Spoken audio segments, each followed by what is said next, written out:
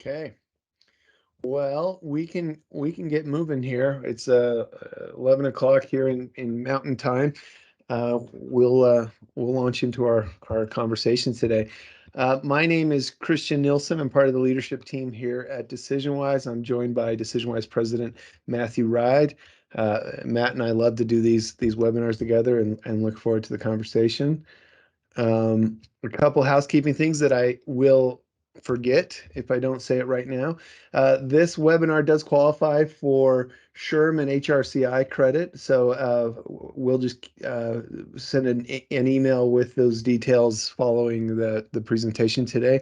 And I will also, if you're interested in our slides, we'll share those as well. We usually get a few questions about that, and so I'll just get that out of the way up front. We will be making these slides available. Our conversation today is employee listening during challenging times. Something that we've experienced from several different angles in recent years in terms of global pandemic and social unrest and other economic concerns. And so an important conversation, something that we are excited to get into with the folks here. Yeah, I was just going to hop in. A lot of times the knee-jerk reaction is, well, what can we cut? And somebody says, well, we don't need that employee survey. Yeah. What we're going to try to do is arm you with the arguments that you need and maybe the phraseology to tell people why that's not a great idea.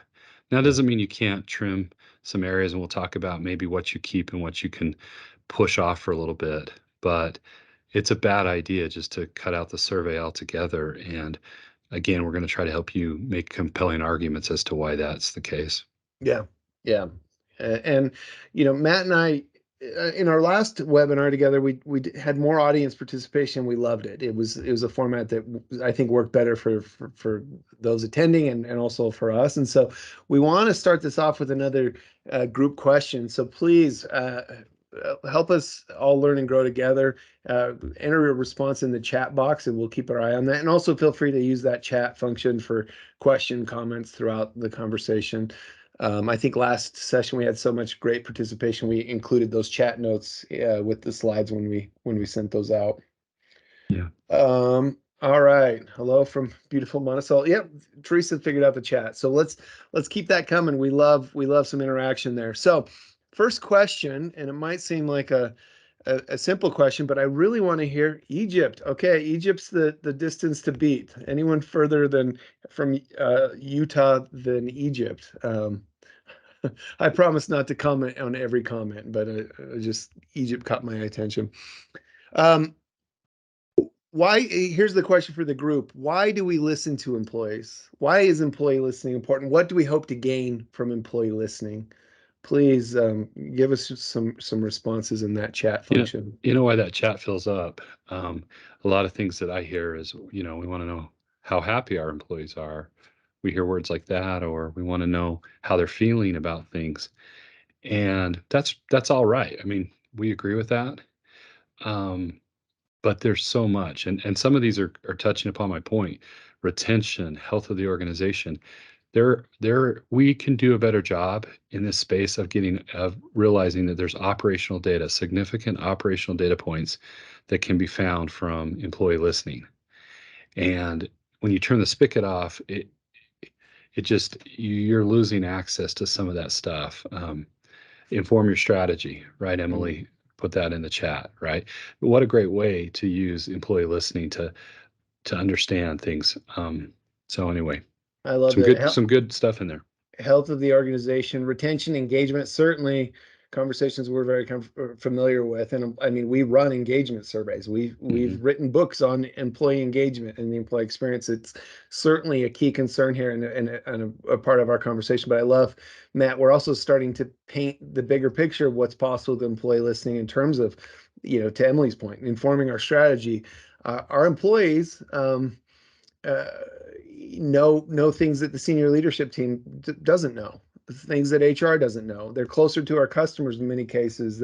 They see things on the ground, and so finding effective ways to tap into that can really help the organization succeed.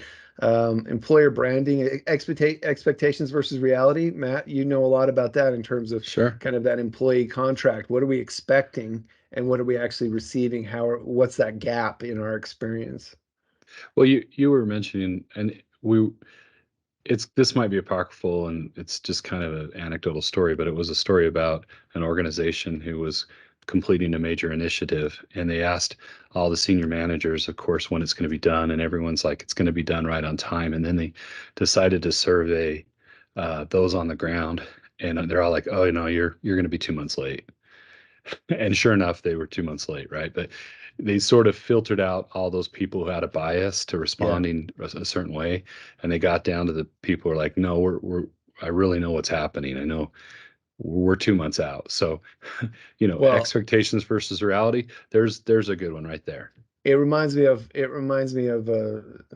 years ago I heard someone say something about ant colonies, and I don't mean to suggest we're ants or your employees are ants, but there was an interesting statement where they said ants are dumb but ant colonies are smart, and there's a concept that all of us are better than any one of us, and so being able to tap into the collective voice and to hear from different levels and different parts of the organization can really expand what's possible and just add to our pool of understanding. Just looking at some more of these, belonging mention. We're certainly going to talk about belonging as we go further here. Right. Um, one thing, a lot of this, especially geared around the employee experience. We're talking about, yes, there's this operational data. We want to kind of paint a bigger picture of what's possible there. But a lot of our work and a lot of employee listening is directly geared around improving the employee experience. A lot of that we're trying to answer two questions, two vital questions. My slide title might even suggest. One is, what experience are we creating for our employees? What experience are we creating for our employees? And then the second question, is it the right experience? And is it the right experience is a really interesting part of this, because it depends on what we're trying to create. Are we trying to, we want an experience that invites people to stay with us, improves that retention. We want an experience that invites people to bring more of their best self. So we want that engagement. We want an experience where people feel like they've got skin in the game, where they want to provide their best ideas. They want to help us. They see the organization's success as their success. What experience are we creating for our employees? Employee listening is how we understand that. Not only understand it, but how we track it and seek to improve it. So we may come back to these questions. I created a very quick and very incomplete list of some of the benefits of employee listening. Greater innovation. We tap into more ideas. As we mentioned, there are people in the organization that see things that you do not see, that your CEO can't see. And they also have ideas, background, experience. That this is where we also get the benefit of the diversity of our employee population. Everyone brings their own unique lens and can contribute in And different that ways. that Go that ahead. diversity lens is really important. I just want to pause there for a second. When you're using a robust listening tool that has demographic and hierarchy layered into it, then when you ask a question, for example, like, okay, we just had a recent product launch, what are you seeing? And you've got a nice little pulse, maybe 3 or 4 questions plus some open-ended comments that help you kind of sort things. You are then able to sort by diverse voices. You can actually see, are the perceptions of the new product within the organization, how do they change across area, function, and demographic changes? And so that's the power of using more than just sending out standard surveys, but to do a true employee listening program, you need a good piece of software that's based on those demographics and those hierarchies. Yeah, it's really this balance of how do we have something that's reduces the burden on the organization. It's easy to use. It minimizes the time it takes to take the survey or to provide feedback, but also gives a sense of, or gives confidentiality and safety for people to speak up and to be honest with us. all while giving the organization the right balance of tools to parse that data, to drill down in the org, not identify who said what, but to really understand kind of trends and patterns. And so I think that the focus on the tool is a really great point.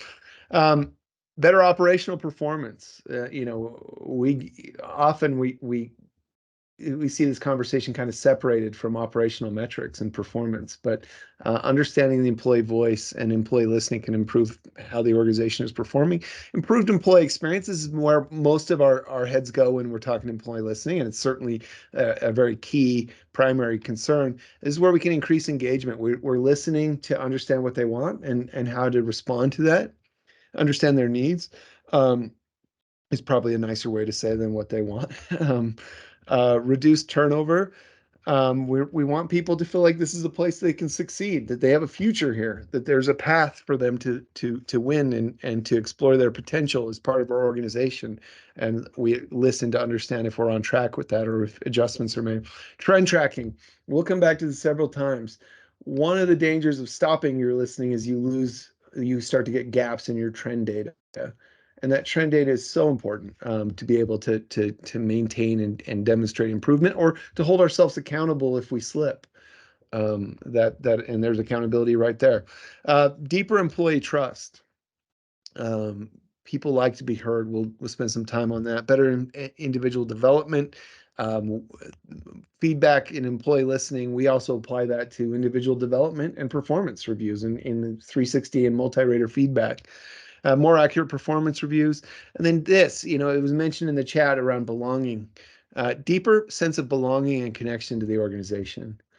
This is so connected to engagement. We see when employees feel engaged in their work, they're also feeling connected to the organization they're working for. They feel an alignment of identity, and they want to be there. They feel like they belong. They feel like it's in a place they can, as I mentioned, explore their potential and really succeed long term. And we study belonging because that item, if you've attended any of our previous webinars, we've got some amazing data that just suggests how important belonging is. When we belong, we engage. When we feel like this is a place I really belong, this is where I'm supposed to be, this is a good place for me to be, then I engage. I expand what the sense of myself I bring to my work and my best efforts and ideas and those things. We go a little further. Well, what helps us feel like we belong? Well, we feel like we belong if we see a growth path. We feel like we belong if we feel like the organization's succeeding. But we also feel like we belong if we feel cared for. And we feel cared for when we feel heard. I've heard this so many times in different formats and different focus groups and survey data, comments. I feel cared for when someone listens to me. And I think that probably resonates with a lot of us, just on a personal level. When people listen to us, we feel cared for. In fact, in our 360 feedback certification, we do these monthly certifications on how to debrief and coach 360 feedback. One of the things I asked the participants is, when was the last time someone just sat with you for 60 to 90 minutes and said, hey, let's just talk about you, or I want to just listen to you? It's a very meaningful experience. And so we don't want to minimize how personally important it is just to feel heard for ourselves, but for our employee population as well. In fact, I think I've got a quote to kind of also drive this home. Listening is a magnetic and strange thing, a creative force. The friends who listen to us are the ones we move toward. When we are listened to, it creates us, makes us unfold and expand. I came across this quote as I was prepping for this webinar, and I loved it because I've never heard engagement described quite like that. It creates us, makes us unfold and expand. But this idea of expanding, the sense of myself I bring to the work is, I think, a really nice way of talking about engagement. But listening matters. Um, Matt and I also geek out about a few of the same things. We follow. If you don't follow, highly recommend the Farnham Street blog. There's a lot of really great tools and frameworks and things there. One thing they've talked about, and we come across in physics and elsewhere, is this concept of entropy. Essentially, what entropy means is all things trend toward disorder. A closed system, if we don't actively manage things gravitate towards chaos and disorder.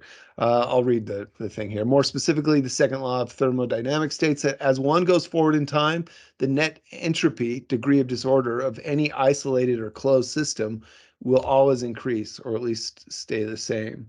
So basically, what this is saying is if we don't actively manage something, it's going to tend to trend towards chaos and disorder.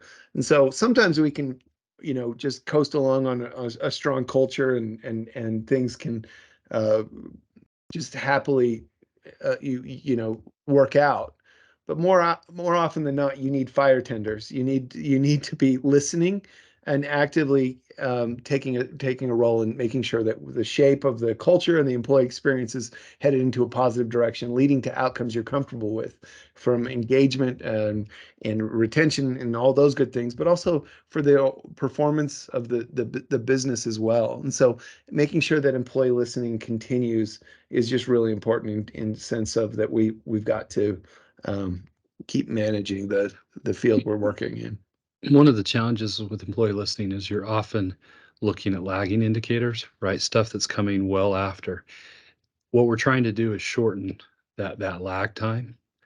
And what I find is if you're going to wait for exits and people leaving is to be your indicator of a bad manager or a scenario that's not working, you've missed the opportunity to shorten that lag period by using survey data, right? Because you could pulse at a quarter, you can do an ENPS pulse on a quarterly basis, and suddenly you've taken what makes take someone a year to get fed up and then look and find a replacement or another place to go and all that. That might take 18 months, but if you're pulsing, you can start to see that data within a quarter.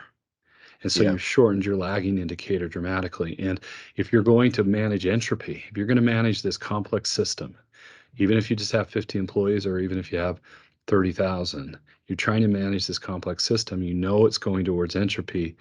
You have to have these indicators out there, to these signposts to help you kind of keep track of where you need to make interventions. So I love that. And it's certainly the direction we're going with a lot of our methodology and also our products and tools and technology.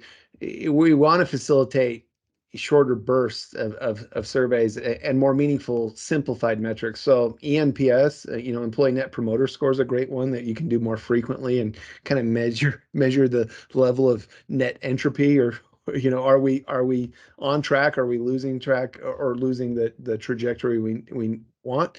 Even the net belonging score, we had some success with that as well. So there's some really great case to be made for more frequent listening in addition to, and hmm. the traditional anchor surveys. Another group question. So please, again, help us out in the chat. I'm just curious about this, especially if you've got experience from a current organization or previous experience. But the question is, why do we often stop listening to employees during challenging times? When there's a crisis, economic or otherwise, why do we often shut off the employee listening very quickly? Just awkwardly stare at the chat until we see some engagement from the We committee. don't have time. That's when that's great. Overwhelmed? Oh yeah. hmm Well, You that know, happens, right? If you lose people on your team and suddenly you've got all the normal things you have to do and it's like, well, where am I going to find the time to manage an employee listing program? oh, these are great. Yeah, and Oh, just painted a I picture there like too. Emily's Where don't know what to ask or say. Sorry. I just wanted to yeah. catch that before that left. Yeah, well, and feeling overwhelmed, and it reminds me of when we first saw, when we were all experiencing the early days of COVID-19, and most HR teams suddenly their full-time job was moving people to remote work in a lot of industries, a lot of organizations, and some we manage, or we measure stress levels of different departments and things, and HR during those first few months of COVID, the stress was through the roof. They had to scramble, they had to kind of reorganize the way people worked, they had to write new policy, they had to get equipment out and things like that, and they were so focused on the logistics but also safety and employee perceptions that Yeah, it was difficult to survey there. So I think it makes a lot of sense. Doesn't become a focus.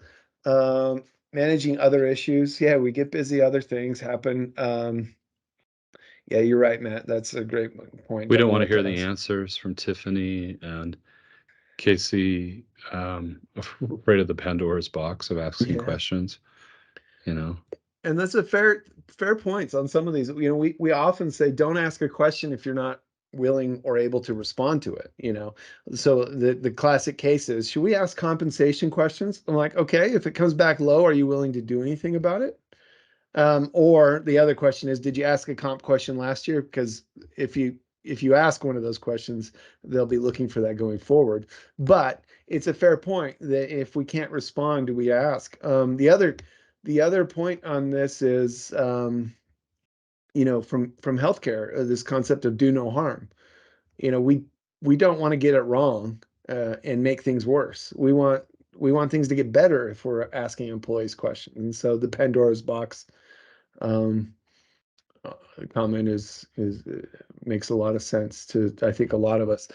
Um, these are great things. So let's talk a little bit about kind of what we hear. If I'm simplifying it into two categories, now there's a lot of reasons, but if I'm simplifying into two categories of what clients told us when they would stop listening, is budget. Either we can't afford to listen. If we're worried about keeping the lights on, this, to Matt's point earlier, this is often an easy thing from someone disconnected from employee listening to go in and say, "Hey, I know how we can save a little money," but it's of course pretty short-sighted to do that. And then the Yeah, other one is, oh, go ahead. and budget, I was just going to say, is they brought up his time, Yeah. people, Mhm. money. It's like it's everything, all the resources needed to sort of keep that going. That's you see that as part of budget. Yeah, that's a good point. It's not just dollars and cents. It's resources, time, and people. Bad news. We don't want to hear it. That's, a lot of you called that. We don't want to hear it, or we don't have an answer for it. That's a really great point. There's a Tiffany just mentioned pressure gets applied to answer questions we don't have the answers for. How many of us knew exactly what COVID-19 was when our employees were asking about it in the early days, or what was going to be the new normal? We were learning every day. Um, and kind of we can chat about that as well. So here's the reality kind of in response to those two. If I'm simplifying it, the opportunity costs of not listening are huge. We'll get into that a little bit, but it's very difficult to build the momentum of employee listening and the trust from the employee population, and then to shut that off. Employees feel it, they sense it, and they also connect it to, you stopped listening when it mattered most. These times of crisis are often when they we as employees feel the most scared, anxious, and we're looking to be understood, and also for more communication. And so the opportunity costs are huge, not just Yeah, trust and that, but what you're we're missing in terms of information. we're taking the family to Disneyland in a month, and that's going to be a really good time for me to ask, how do you feel about me as your dad? Right? It's going to be a great time, but we, we, not in the middle of, meltdown mode or school project or mom and dad are fighting in the bedroom or whatever. Like, yeah, you know, yeah, we there's value, and maybe that leads to this next one. The bad news, we don't want to hear it. I just got back from spring break with my family, and I didn't ask, and because I maybe took the ostrich approach there, I stuck my head in the sand, to I Scott's just point. But what while you get to that, I just want to bring up, one of the reasons COVID-19 engagement levels jumped is authentic leadership and people getting up in front of, all of a sudden the CEO was not in a suit. She was in her house. You could see her dogs. And there's things like, I don't know. Suddenly leadership became really relatable. And we looked at why did those engagement scores go up? And what we found was it was that connection, right? It was that sort of authentic leadership was happening. yeah, And then that went away because we went back to kind of our modes and our styles. But you can't, there's value in just being authentic and not putting your head in the sand, as someone had mentioned about yeah, and oh, you got to get this, sorry, you have to get this chat from Tiffany. I Go got ahead. asked by an employee in December 2019, should we be concerned about COVID-19 and what was happening in China? I said no. And then I looked foolish. Look at that. Look at that early indicator there. Anyway, It, sorry. no, it's a great one, and I think we've all been there. We've with the information we had, we gave an answer, and history proved us wrong. And you know, I think is if I look back at the employee surveys that I was involved in and the listening and presentations I was involved in during kind of the depths of COVID-19, um, there was a pretty profound sense of appreciation from a lot of employees that one for increased communication. They were happy to hear more from their leaders. And I noticed very quickly they were happy even if their leader said, we don't know. Here's the best of that we know right now. And we don't have all the answers, but here's what we're committed to. We're committed to making sure everyone's safe. We're committed to staying on top of this. So, I think a lot of us, myself included, feel like we have to have all the answers, but there's a way to be authentic in saying, we don't know. What do you think? How can we, what's the right way for us to move forward together? Now, people still need to feel like someone's in control and there's a leader at the helm. But I think there's an authentic way to also introduce hmm when we don't have all those answers. Scott mentioned empathy, and I think what he's getting at is when we get out there and face hard truths, we're demonstrating empathy. Well, and I think he might have And been empathizing with a dad on vacation too. I right, for that yes. matter. Now, and there's a ton of good evidence in Harvard Business Review about how empathetic leadership is absolutely vital and is proven to be the key, especially through COVID-19. It prevented a wonderful case study on that issue, and empathy's now considered a core vital leadership trait. Yeah. So, or if you believe in the trait theory, but anyway. Yeah, well, I think the empathy and authenticity is pretty strong hmm currency with the employee yeah, population. strong. They don't need perfection, and all of us, our radar is up for propaganda and inauthenticity from every angle. And so when we see an authentic leader who demonstrates they care and they're listening, and also willing to engage in those tough conversations, it goes a long way. In fact, kind of that was our response to the bad news. We don't want to hear it. We've learned the best leaders, the best organizations face hard truths. Matt, I think you had kind of that buffalo analogy that kind of I thought Yeah, was pretty yeah, I could relevant share that. here. I mean, you've heard it and it's sort of kind of homespun wisdom, but there's a difference between how cattle typically respond to, and this is you'll see it in western Colorado, for example, on these plains, these storms come, and historically cattle run away from the storm, thereby increasing the duration they're in it. Buffalo tend to face the storm, turn into it, and start actively going into it, thereby shortening the duration of the storm. So sometimes a phrase we use here at DecisionWise is, "Are we facing the wind?" Right? Do we turn into the wind? And there can be a huge benefit for that. And I like that Yeah, metaphor. I do too. I also like I buffalo, so that's I do just too. I do. There that item around the facing hard truths. Three things cannot be long hidden: the sun, the moon, and the truth. Whether or not you're asking or not, people feel a certain way, and you can get it out in the open and address it, or it can fester and really undermine kind of the employee experience and what's happening at your organization. And one time I Matt, we're both history fans, and you talked about George Washington, and I was really struck by one thing you said about him. One of the reasons he was an effective leader wasn't necessarily his military prowess as much as he saw the world the way it is, not the way he wanted it to be. I think there's something in that for organizations, for all of us, in terms of let's understand the other people's experience so that we can address it. yeah. There was a question from Dawn about if, and I'm just going to read it. Perhaps this is me, she says, but there's been a huge shift in the pool of employees. It seems it's no longer about what you can do for the organization, but what can I do for the employee? I know that sounds crass, but no one seems to want to work anymore. How do we even pull that? Yeah. So, That's a tough one, and my tongue in cheek response is hire people that grew up on farms. Uh, well, this is, we're I'll tell seeing you, that elsewhere. yeah, hire people to grow up on farms. But this is where one of the things we're big on is, and what we're rolling out is performance reviews more appraisal and less performance management. There has to be some performance appraisal so we can start to get balance in our employee listening.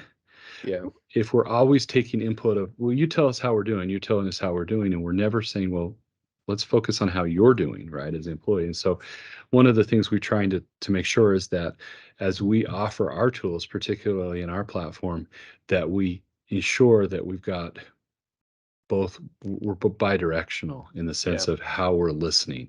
Because, and so Don, to your question, I would say we have got to help employees understand that there's expectations, and we're going to measure those as well about how you perform. That this is not just, hey, come and experience us, and we just want to know about your experience, but you are here to contribute.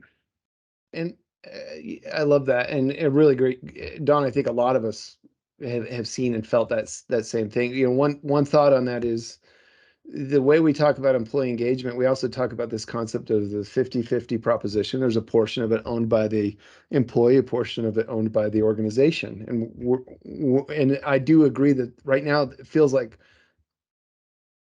the larger cultural trend is to say, hey, no, it's all the organization. That's just not true. People get to choose if they're going to engage. But that language is very helpful, and we found a lot of success introducing that to organizations to say you can't build employee engagement. You can build an invitation to engage.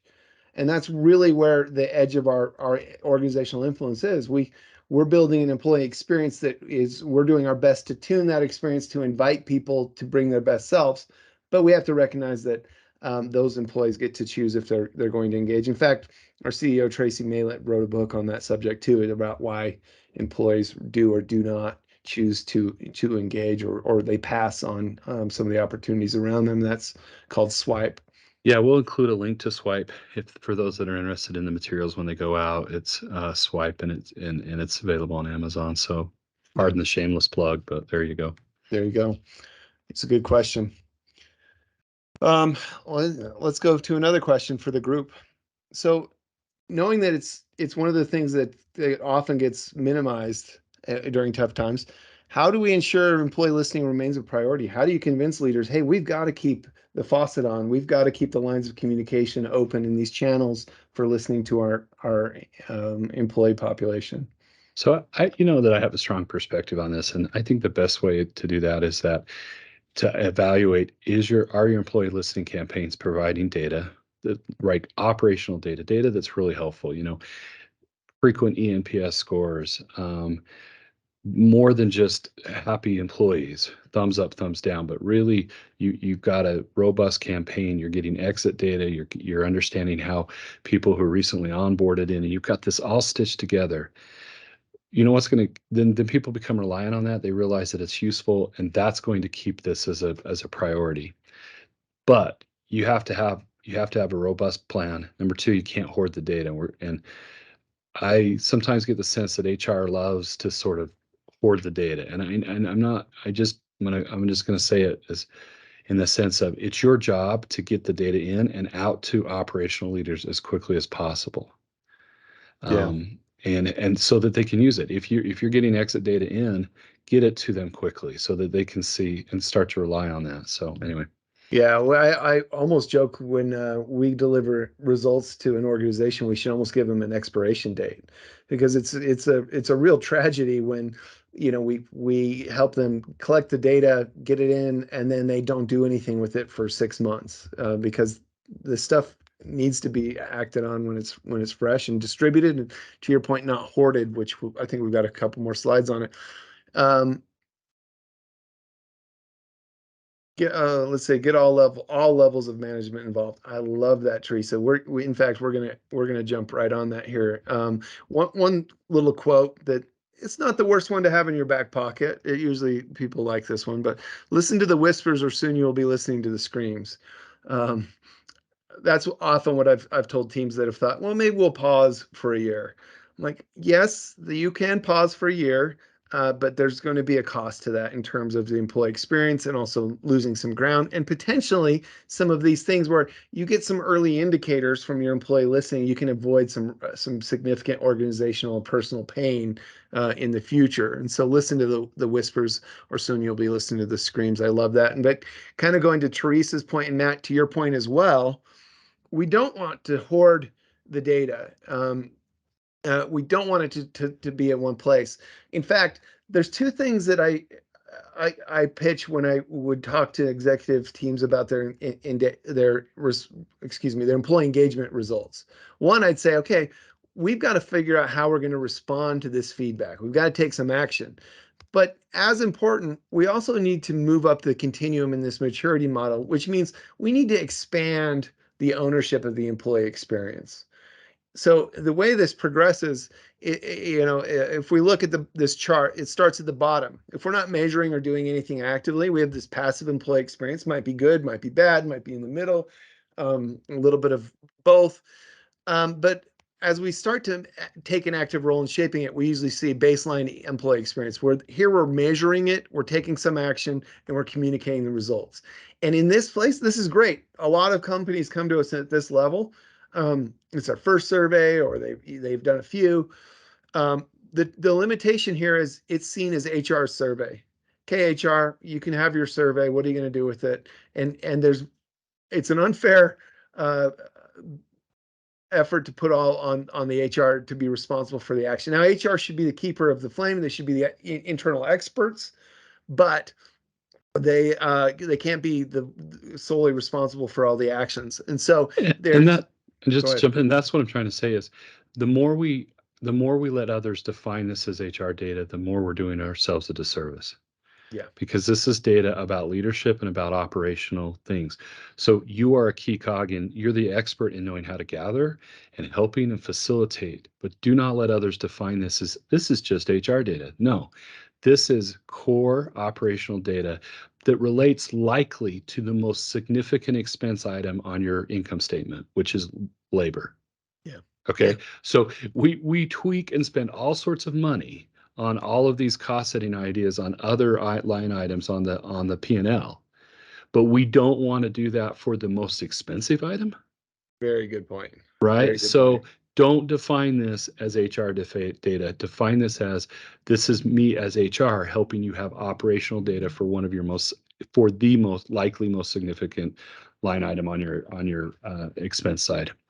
I love that. Well put. And as you move up in this, so if I'm in HR and I'm in that baseline EX level, the first thing I'm thinking is, okay, how do I get commitment and buy-in from the senior leadership team? And from there, we start to expand to all levels of leadership. To Teresa's point there, how do we get managers to understand they help shape the employee experience? The way they talk about the overall organization influences their employees' experience and their engagement. And so, how do we get the entire organization? Ultimately, we're trying to get to a point where every employee realizes that every day we co-create what it feels like to work here, and I play a role in that. What's my role? How do I shape this, and how do I shape it in positive, meaningful ways? And employee listening makes those things possible. And to your point, Matt, this needs to be positioned as strategic. A lot of times we use the phrase, just sometimes executives kind of discount this as HR trust falls and group hugs, and it's not. This is strategic data for your most valuable assets in the organization. Yeah. And to kind of drive that point home, you need to get the right data to the right people at the right time. I mean, this is something we're going to be using going forward. It's our design principle. And in other presentations, you've heard me talk about three key groups to consider: senior leaders, HR, and frontline managers, or any manager, because there's a lot that happens with the manager team dynamic. HR controls a lot of the people systems and the connections between senior leaders and the individual teams. And then senior leaders have some things that they control, that only they can control and influence, in terms of the culture of the organization, strategy and communication, those types of things as well. All of this information, anything you capture in employee listening, one of the best ways to keep it adding value and to make sure that it always has a place in your organization is making sure you're getting the right data to the right people at the right time. All right. Right. In fact, we often start with let's talk about a survey, right? The gut reaction when people want to sit and talk about listening campaigns. Let's start defining what we're going to ask. But you need to go to this set of questions first. Yeah. before you even start thinking about your question, you've got to think of how you're going to collect it, what are you going to, and how you're going to route the data to the right people. Yeah. So, So I wanted to talk through a few different channels of employee listening, because I think it helps us kind of talk about, well, do we change our strategy when times are tough? We know employee listening is important. We know we need to keep it going, but how might it shift a bit? And so I'm going to use some slides that we have created for our platform, our latest release of our platform, which we're all very excited about, to talk a little bit about how we think of the different categories of employee listening, and this can kind of help paint a picture of where we're going, why we're going these different directions, or where we can keep the lights on for employee listening during tough times. So in our platform, we kind of break it into two big categories: organizational listening, feedback from your employees about their experience working for your organization, and multi-rater 360 feedback, and that's feedback from employees about a single individual. yeah, but this goes to my point. This is that other direction where we want to send feedback. We don't want just always, hey, how do you feel about us? Now we're going to let others observe and talk about behaviors about you. Yeah. So, Well, and it goes back to those two vital questions, and we use that as and by the way, it's a really great self-coaching question. Not only what experience are we creating for our employees as an organization, but as an individual, what experience am I creating for those around me? And we can use those around them to help look in the mirror that way. So let's look at each of these categories. If I'm going to focus on organizational listening, we have some other subcategories, and these not a exhaustive list of actual examples here at the bottom, but these categories help kind of think through different ways to listen to our employees. Point in time listening. This is kind of the most traditional and a really key component of a listening strategy, but that would include what we call anchor surveys, or your big annual employee surveys. Anything that has a start and a stop administration window saying, hey, we're going to turn on a survey and ask about your experience working here. And it's going to run for 2 weeks. We close it, we compile the results, that type of thing. That's point in time listening, and it's important. Pulse surveys are also point in time, usually a little bit smaller. Sometimes it's well, follow up for an engagement yeah, survey. they're periodic, but they're point in time. They reflect our ENPS comes out and it's measuring what's happening at that point in time. Now it's scheduled, Yep. but it's still point in time. Yeah, and it could also be the ad hoc listening thing. So, we were suddenly running return to work surveys and things that we're trying to understand, okay, the landscape shifted and we need to listen to our employees. Let's run a pulse about a particular topic, or it's this continuous point in time listening that we schedule. The other side of this chart, ongoing listening, this would be event triggered. That's kind of what we talk about, where it's something in the employee life cycle or something triggers a listening survey. And so onboarding surveys, exit surveys, anniversary surveys, promotion or role change surveys, birthday or recognition, training follow-up. There's an event happened, it triggered a listening instrument for one or more people. You can think for exit surveys, it's usually one at a time, hopefully, one at a time type of triggered event. But then, training might be that cohort that experienced that training. We want to run that. Go This ahead, is Matt. where we're changing from what used to be called traditional climate surveys or employee engagement surveys, where it was just sort of this event and it was like the census, right? We're just going to send out this survey. And what we're trying to do is understand successful principles from customer experience and use that. And CX uses a lot of event triggered surveys. Hey, we noticed you just rented from us. Tell us about your experience. So this is how you can adopt some of those best practices from CX into the employee experiences. You don't want to just always send out, these once a year surveys, the Yeah. census.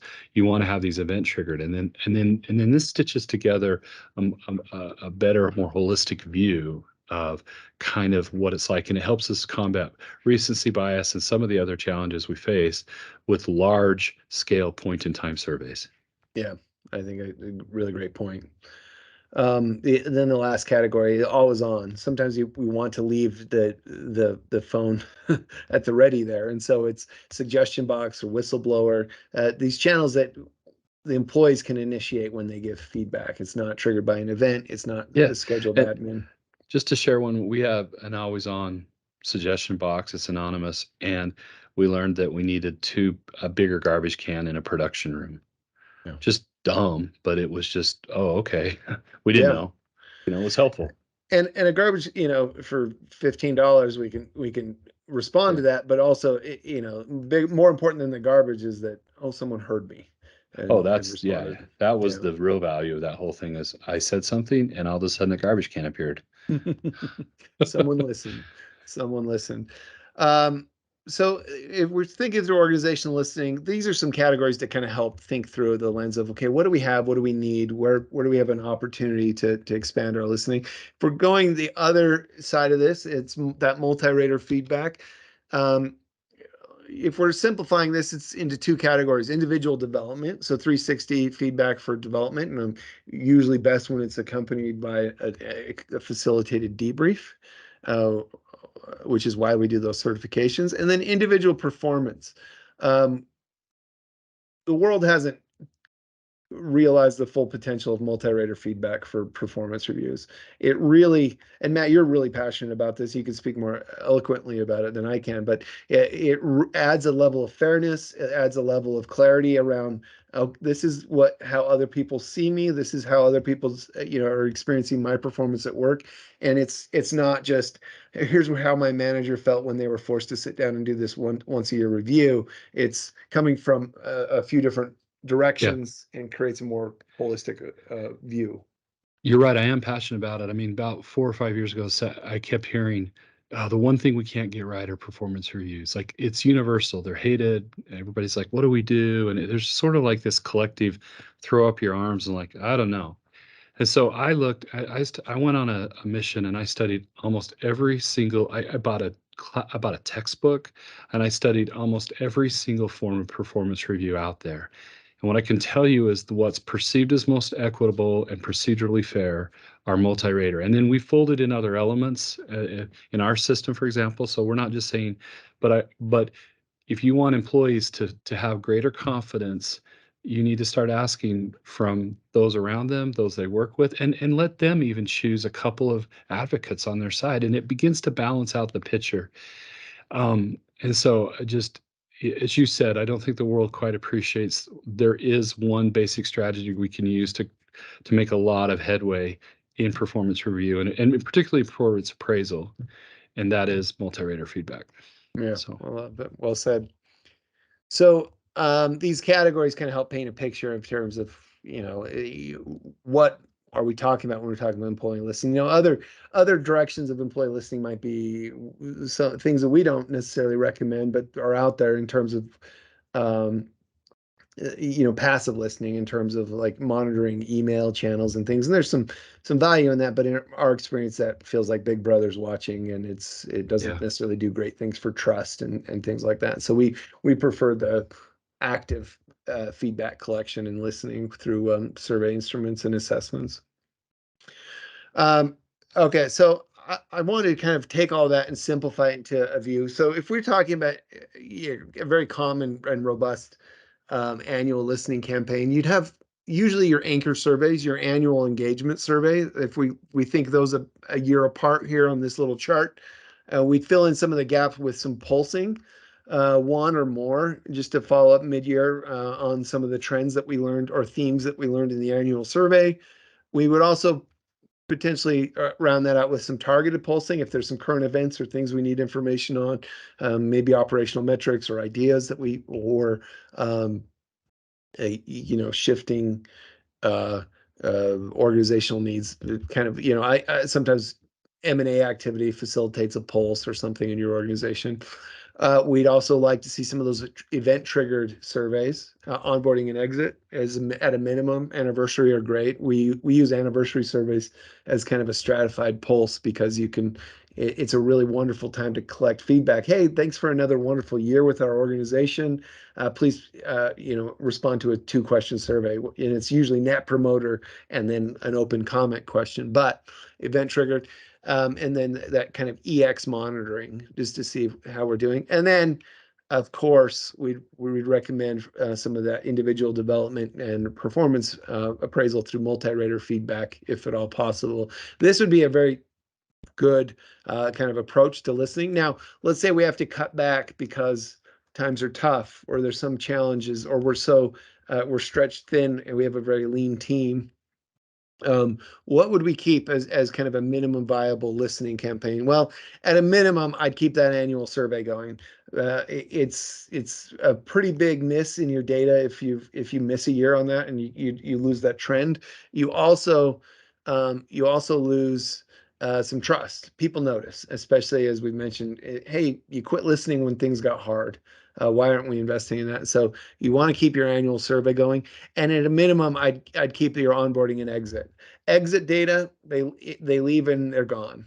Um, and that information, there's a different level of trust. They don't have as much to lose. They'll be very brutally honest in exit data if you capture it correctly, and you don't want to miss out on that because once they leave, it's gone. And so if we're cutting back because we absolutely have to, this is a decent level. And I should have also put 360 in red because you like to have some of that going to normalize feedback in the organization and to help people. And not only that, I would recommend that you keep it not in a punitive place, or it's not just for underperformers or remedial, because then it gets a stigma that, oh, I'm getting 360 feedback, I must be underperforming. And it's great for those underperforming situations, but we don't want it to carry only that brand. It should be something you're investing in your high potentials with. It should be something as part of leadership development and other places as well. So, Matt, I don't know if you'd add anything to. Yeah, I think that if you have been able to effectively set up an ENPS pulse that's on a regular cadence, I would not scrap that either. I would keep that. There's a lot of work to getting those set up, and when they're set up, they can give you really good, consistent data at an appropriate level for interval for HR.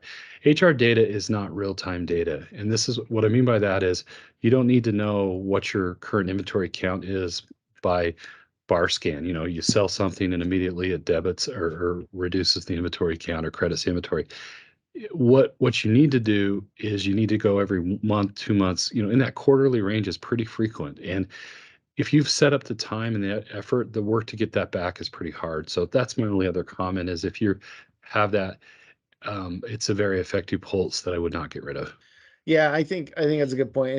And maybe the higher rule for this would be anywhere you've got a meaningful trend, you want to protect that. And ENPS is such a valuable trend to monitor and keep going that it would be a shame to discontinue that. But protect just the trendable data. Um, all right, a few more reasons to listen, and we'll wrap up here and open it up for any questions. Again, not a complete list here, but I kind of like just simplifying it to this. We listen to understand our trend. Where are we headed? If we're keep going this direction, are we going to like where we end up? We're getting the results we're looking for. We listen so we don't lose ground. We see a lot of organizations make incredible progress and then stop listening for a year or two. Maybe they get a new leader, it just falls off their radar. And then when they pick it back up, they're unpleasantly surprised in many cases because they're like, oh, we lost ground. We were on our way to something pretty great, and we've kind of slid backwards on that. We listen to expand ownership of the employee experience. That means it's not just HR's job. We want everyone to understand that they're responsible for culture, for employee experience, and that we're shaping this organizational experience together. And we listen to improve. We certainly listen to improve employee experience, but also the organization as a whole, customer experience. EX equals CX, as we often say. And we listen to show we care. Employees know when they're being heard or when they're being ignored. Um, and one of the best ways to show that we care is even when times are tough, we still made it a priority to listen. That goes a long ways. The information we get is valuable, but even more so is the experience for our employees to understand that they're valued, that they're heard, that they're part of a conversation that affects them. I just wanted to jump into is as you are building your case for why these things are important, why you need more resources to run employee listening, or why the budget should not be reduced, or whatever scenario you're dealing with. Your job as the HR leader is to make sure that you have defined the successes that happen through listening. One of the biggest problems we have is we do not track our own successes. Let me give you an example here at DecisionWise. Probably 6 years ago, we had a problem with we couldn't keep people very long, and that's because our survey data told us they didn't feel that they had any growth pathways. And Christian and I and our other partner Dave worked really hard on changing that. And now our retention has gone up because we have and created and celebrate growth pathways. Well, if no, we know that because we worked on it. But if we were buried in a larger organization, no one else would know that and see the value of what that did for us because no one's tracking that. So your job is to track the successes, and that becomes your best evidence and argument for why this stuff matters. Yeah, well said. Well said. I think I've just got one more slide before questions here, but a garden takes work. Going back to this idea of entropy, if you don't manage it, things will overgrow. It won't be something we've designed or is just it's going to happen the way it's going to happen. But if we want something to be productive, something we can manage and steer and shape together, it does take work. It takes active involvement. And that's really what we're talking about here. We want the information so that we can respond, so that we can build trust, and so that we can build something we're all proud of together. And so it's so important to keep those channels open, even when times get tough, even more so when times get tough, to listen, to demonstrate, and to learn, and to work to improve the organization together. With that, I'll flash this up here. If we've got any questions, please feel free to enter in the chat. A little bit of a different conversation topic for us, but certainly something we feel very passionate for. I don't think we've seen, beginning in this year, we heard a lot of economic concerns. I don't think those have been as realized, and very fortunately, we're not seeing as much pain as we were expecting. And so people are still listening, but we want to make sure that it's a priority that's on people's top of mind. There's a good question from Teresa, and she's referencing the golden mean from Greek. For geometry, but the golden time frame, she calls it, for following up on a employee survey. How long is too long for them to expect feedback? Do you have a sense?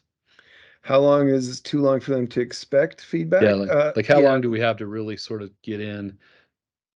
And one of the things you can do is you buy time when you say this is what we heard and this is what we're going to go Yeah. do. So if you miss that step, you don't have as much time. But if you can say this is what we heard and these are the things we're doing, and then you report on progress, you can buy yourself a lot more time. Yeah, and here's some rough numbers that I've used in the past, and this is again grain of salt, different times and different organizations, different needs. But survey is usually open for 2 weeks. Within it being closed, usually within 24 hours, we're getting the word out to, or at least preliminary look to the HR team. Within 2 weeks after that, we want the executives to have a debrief of the results, and then immediately following that to be cascaded throughout the organization. In terms of following, and sorry, and also as soon as the executives have had their debrief, they need to get that note out to the population, and that does buy time and goodwill in terms of, we heard you. Here's what we learned. You're going to hear more about actions, and then as soon as you can mobilize and get people involved and structured on those action plans, the better. In terms of following up for a pulse or something, there's some strategy there too. One school of thought is don't ask follow up for an engagement survey unless you've had enough time to take some action and demonstrate some wins. The other strategy is, if you're trying to build urgency and you don't think anything's happened, then go ahead and run a pulse and demonstrate, hey, people don't see action happening and it's a problem, and you can use it that way. But usually we recommend a 6-month pulse following an engagement survey just to keep the organization honest and moving forward. Yeah, and I would add that one of the reasons we recommend annual surveys isn't just because the survey itself. As you do your communications campaign surrounding the survey, it's time to survey again. That's when you talk about prior years, what you heard from you remind them what you heard from the prior year, and you talk about what was successful. So you can always bookend things by making sure that every annual survey not only includes a forward-looking aspect, Yes. but a little bit of a past-looking aspect in your communication campaign, and even occasionally in a question or two that you asked about things.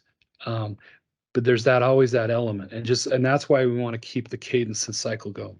I love that. And that's, we often call that get credit for doing the homework. When you're announcing your next survey, get credit for all the work you did following the last survey. Yeah. Hey, did you know that this program was a direct response to your feedback? Another chance for feedback on the 12th of May, that type of thing. But we're always trying to connect the dot to show we're listening and also responding, and that the culture of feedback works. Good question. Any other questions? I think we're right at time. Okay. If there are any other questions, please feel free to reach out to us. Info@DecisionWise will get to us, but feel free to reach out directly through our website or to us directly. But I love these conversations. Really appreciate the interactivity and the comments. We love this new format where we get to hear more from you. So, with anything else to add, Matt, before we close? No, thanks I learned a lot. Appreciate the feedback again. Thanks, everyone. Bye.